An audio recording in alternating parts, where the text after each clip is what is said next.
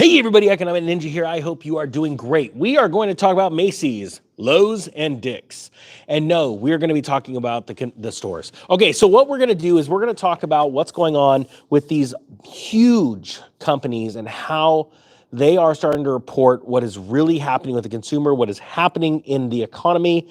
And these are, quite frankly, very serious warnings. Now, with that being said, if you're like me and you've been preparing for this, you're chomping at the bit. This is like good news.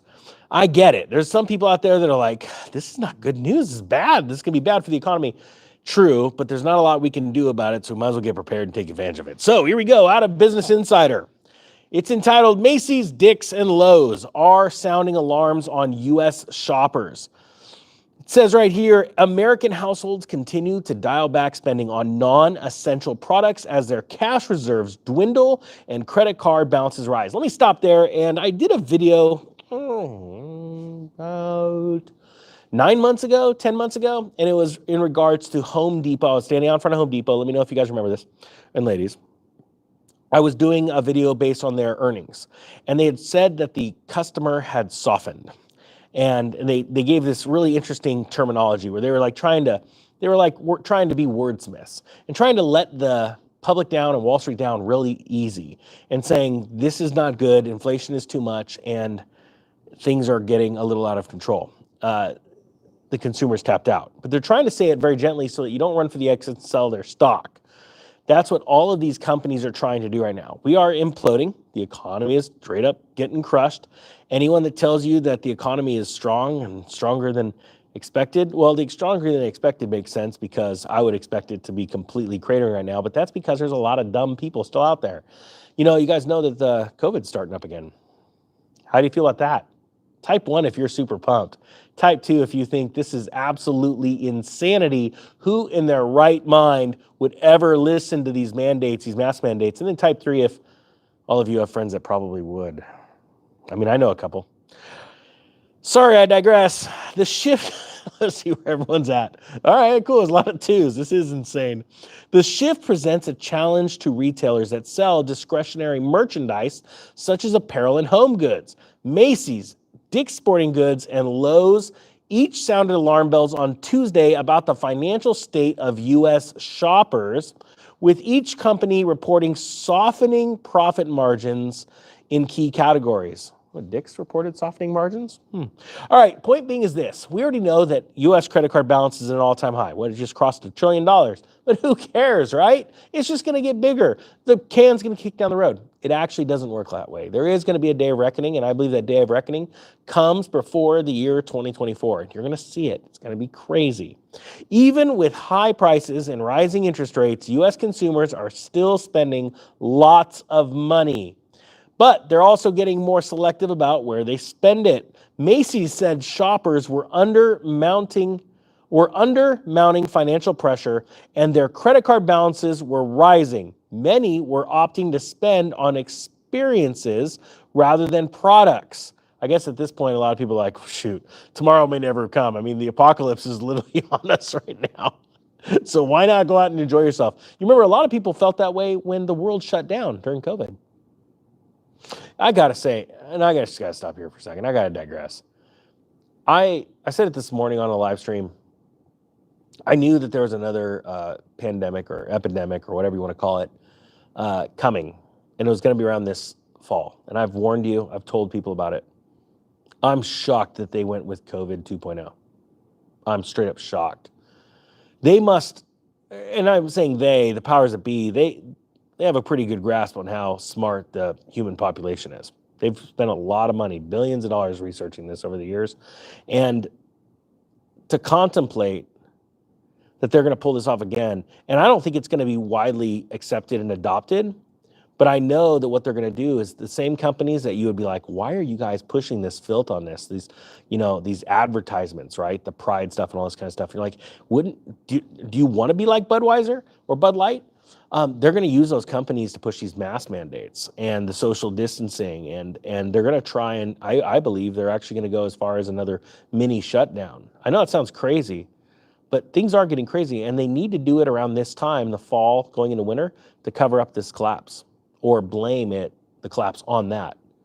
That's why they're doing this. Now, with all that being said, I'm pretty pumped because there's a lot of dumb people out there. I mean, type 5, if you think, yeah, Ninja's right, there's a lot of dumb people out there. They'll believe anything.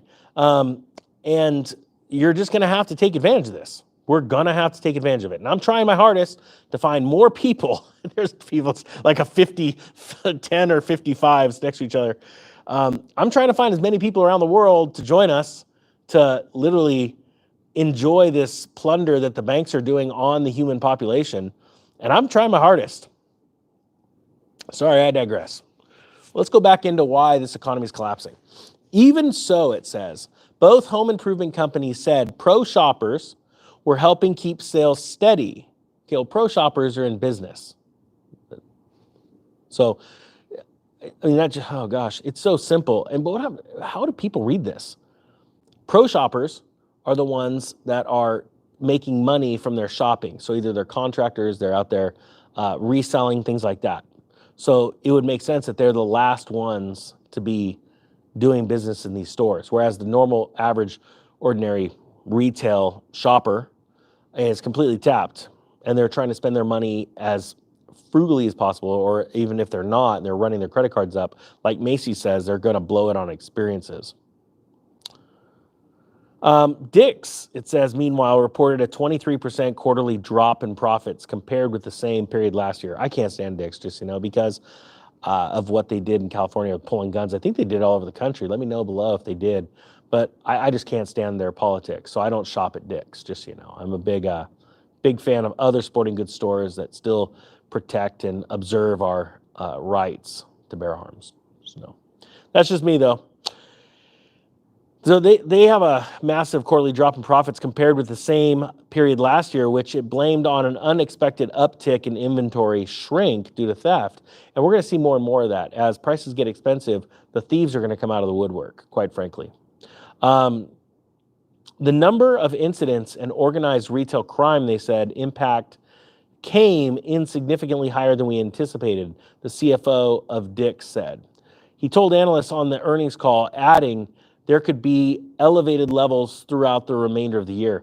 And, it's not only Dick's that are having this problem. Home Depot is caging up everything. Just absolutely incredible. In prepared remarks, the CEO, and that's the key word, prepared, because you don't want to get these guys on live TV because they're going to scare the piss out of everyone, quite frankly. That's why they have to be very careful. This is wordsmithing at its finest so that people aren't racing for the hills and selling their stock. So in prepared remarks, the CEO and president of Dick's, Lauren Hobart, said the shrinkage was an increasingly serious issue impacting many retailers.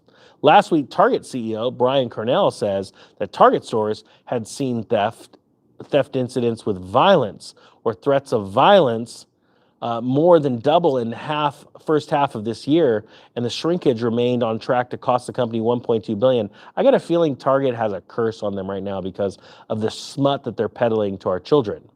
And that is, I don't think that's just me. Would you guys agree with that?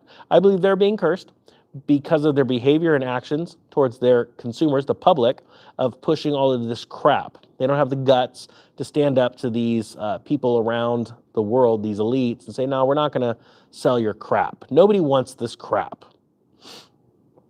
Walmart remains the big winner in this week's earnings calls. Talking about crap, Walmart's selling horrible books to children, encouraging sexual acts between children. So I just want to make sure everybody remembers that. Never can forget this stuff.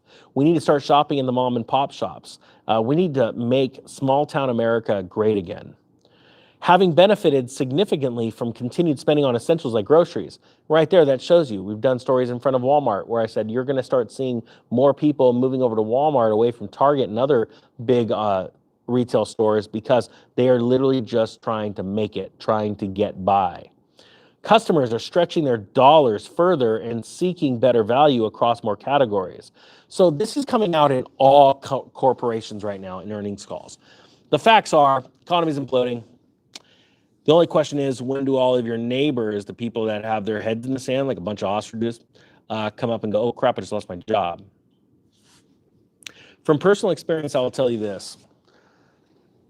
As much as you are warning, type the number 11 if you are warning people right now and they're not listening. The reason why I say 11 is because, well, quite frankly, you know, the oven dial goes to 10, so does an amplifier, and 11 is louder. And I believe a lot of you have been very loud. You've been running and yelling from the mountaintops or rooftops. Economy's collapsing, you better save yourself, which is honestly a selfless act, because it's not just about helping yourself. You want to see other people. You don't want to see other people go through hard times. So you are warning people. Let me tell you this from experience. They will never come back and thank you when you're right. Get ready for that. Emotionally prepare yourself for that. Is if you're not prepared for it, you're not going to want to be around anybody, and you're going to be miserable to be around. Trust me. This is from experience. From what happened with me in 2008, after 2 years of warning, getting kicked out of dinner parties, being told I'm no fun, I'm a doom and gloomer and all this stuff, and then watching all those people lose their homes, you will never have them come back to you and say you were right. Okay, so just knock the dust off your feet, go find better friends. I know my wife hates when I say that, but that's what I believe. We are a product of our environment. And you are right now becoming so enlightened over the last handful of years. Type 12, if you are one of those type of people that just sort of came out and went, oh my gosh, I just got red pilled. I never knew this is how the world worked. Type 12, if that's you, like you're like, dude, and I'm gonna be honest with you, my red pill moment was in 2010. Even though I sold my stocks before the dot-com crash, and I knew that was coming, and I knew about the housing market crash, I was not truly red pilled to the ways of the world and how our money system was built and all this stuff. I would have been a billionaire by now, honestly. I look at a couple of investments I made. Knowing now what I knew back then, I would have been worth $1 billion. I've actually done the math. And it's scary to think, you don't know what you don't know until you know it. And we have all had that moment, and we're all constantly learning, every single one of us. But the question is, what are you going to do with that knowledge? I see a lot of people with a lot of knowledge, and they sit on their hands. Why? Because they're led by fear. You can't be led by fear. You can't be led by the fear that if you pull the trigger on something, you do something, excuse me, that you're going to fail. Failures are winners, because the winner is the one that fails and gets back up and tries again. I've failed many, many times. I've had horrible business relationships in the past. I just brush my hands off, knock the dust off onto the ground, and I move on to the next one. I've had some that are also amazing. I've had great victories. I've had great triumphs, failures. And we're no different. And I want you to, and I tell you these stories or these experiences from my heart, honestly, because I don't want to see you hurt the way I did. I want you to go from victory to victory. And the only way to do that is to learn from people that have made the mistakes before. I thank you so much. Every day, so many of you share these videos. So many of you give me thumbs up and comments. I get to meet you every day. I meet someone new on the street, wherever I am in the country. I'm so grateful for you. And I just hope that you get to experience what I'm experiencing, of meeting people that are like-minded, that are grateful for sticking your neck on the line. Thank you so much for watching. The Economic Ninja is out.